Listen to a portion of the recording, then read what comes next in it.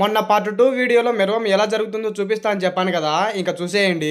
ఇంకా మా పెదనాన్నైతే పనిలో పనిపా అని చెప్పేసి ఒకటేసారి పెద్దమ్మ స్వామికి అయితే ఆటలు పెట్టుకుంటున్నాడు. నేను మా మామ వాళ్ళు పోయి పొద్దున్నే మేకపోతుని అయితే పట్టుకొని వచ్చాం. ఇంకా మేము మేకపోతుని పట్టుకొని వచ్చేసరికి మా అత్త అయితే టిఫిన్ చేస్తుంది తినడానికి. టిఫిన్ అవ్వగానే ఇంకా తప్పెట్లతో అయితే మేకపోతును పూజిస్తున్నాం. మేకపోతును పూజించడం అయిపోగానే ఇంకా అందరం కలిసి పెద్దమ్మ స్వామి దగ్గరికి అయితే బయలుదేరాము. దారిలో అయితే మా మామ కొడుకు అయితే కట్టి అయితే తిప్పిండు, ఒకసారి చూడండి.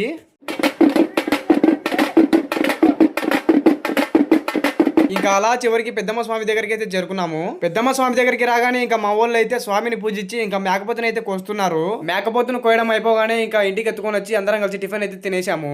మా పెదనాన్న అయితే మా ముగ్గురిని గిద్దలూరు పోయి చికెన్ అయితే తీసుకురమ్మన్నాడు. ఇంకా మేము ముగ్గురం అయితే ఆటేసుకుని చికెన్ తీసుకురావడానికి అయితే బయలుదేరాము. ఇంకా చికెన్ కొట్టించుకుని ఇంటికి రాగానే మా పెదనాన్న అయితే కూల్ వాటర్ అయితే ఎత్తుకురమ్మన్నాడు.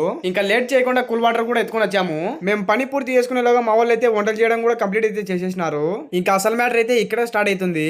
మెరవం ఎలా జరుగుతుందో చెప్తా అని చెప్పాను కదా. మెరవం గిరవం అంటూ ఏం లేదు, సప్పిడికి అయితే తొలుకొని వచ్చినాం పెళ్ళికొడుకు పెళ్ళికూతుర్ని. రాగానే అందరం కలిసి భోజనాలు అయితే చేసేసాం. వీడియో అయితే ఇంతటితో ముగిస్తున్నా. వీడియో ఎట్లుందో కామెంట్ చేయండి. మరొక వీడియోలో మళ్ళీ కలుద్దాం. Bye bye.